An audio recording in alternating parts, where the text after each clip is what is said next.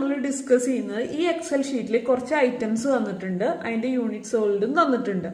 എങ്ങനെ ഈ ചാർട്ടിൽ നമ്മൾ ഇമേജസ് ഇൻസേർട്ട് ചെയ്തു എന്നാണ് നമ്മൾ ഡിസ്കസ് ചെയ്യുന്നത്.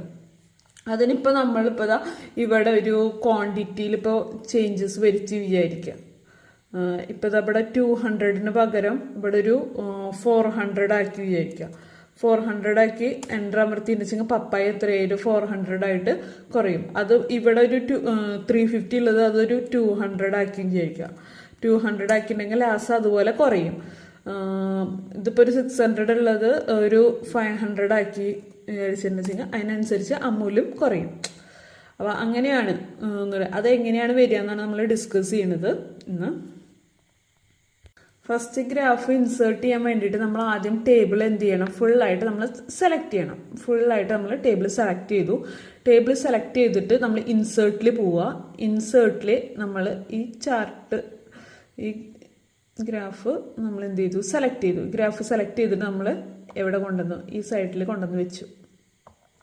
സൈഡിൽ കൊണ്ടുവന്ന് വെച്ചിട്ട് ഇപ്പോൾ ഇതിൻ്റെ ഈ സൈസിൻ്റെ ബാറൊക്കെ ഒന്ന് ഇൻക്രീസ് ചെയ്യാൻ വേണ്ടിയിട്ട് നമ്മൾ വിഡ്ത്ത് ഗ്യാപ്പൊക്കെ ഇൻക്രീസ് ചെയ്യാൻ വേണ്ടിയിട്ട് ഫോർമാറ്റ് ഡാറ്റ് സീരീസ് കൊടുക്കുക. ഇവിടെ ഒരു 45 ഒക്കെ കൊടുത്തു.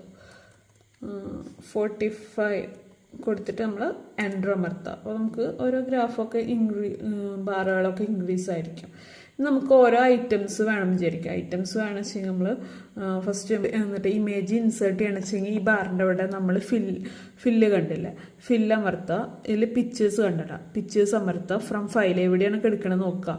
അപ്പോൾ മെറിബോയ് കിടക്കണ ഇമേജ് നമ്മൾ സെലക്ട് ചെയ്യുക, ഇൻസേർട്ട് കൊടുക്കുക. ഇൻസേർട്ട് കൊടുത്താൽ മെറിബോയ് വന്നു നമ്മളുടെ. ഇനി നമുക്ക് പപ്പായാണ് വേണ്ടത്. പപ്പായ വരണമെന്ന് വെച്ച് കഴിഞ്ഞാൽ നമ്മൾ വീണ്ടും ഇവിടെ ഡബിൾ ക്ലിക്ക് ചെയ്യുക, ഫില്ല് കൊടുക്കുക. ഫില്ല് കൊടുത്തിട്ടുണ്ടെന്ന് വെച്ചെങ്കിൽ പിക്ചേഴ്സ് വരും. പിക്ചേഴ്സിൽ ഫ്രം ഫയൽ കൊടുക്കുക.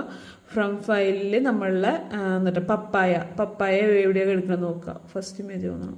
എന്നിട്ട് നമ്മൾ എന്ത് ചെയ്യുക, ഇൻസേർട്ട് കൊടുക്കുക. ഇൻസേർട്ട് കൊടുത്താൽ പപ്പായ വന്നു. ഇനി നമുക്ക് എന്താ വേണ്ടത്, ലാസയാണ് വേണ്ടത്. ലാസേനെ കിട്ടാൻ വീണ്ടും നമ്മൾ എന്ത് ചെയ്യുക, ഡബിൾ ക്ലിക്ക് ചെയ്യുക, ഫില്ല് കൊടുക്കുക. ഫില്ലിൽ നമ്മൾ പിക്ചേഴ്സ് കൊടുക്കുക. പിക്ചേഴ്സിൽ ഫ്രം ഫയലിൽ നമ്മൾ ലാസ എവിടെ കൊടുക്കണം എന്നുള്ളത് അത് സെലക്ട് ചെയ്യുക.